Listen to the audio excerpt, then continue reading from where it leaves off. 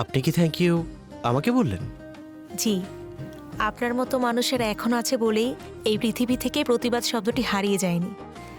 একজন শিক্ষকের সম্মান রক্ষা করে আপনি যে দৃষ্টান্ত তৈরি করলেন সেটা সত্যিই প্রশংসনীয়। আপনাকে স্যালুট।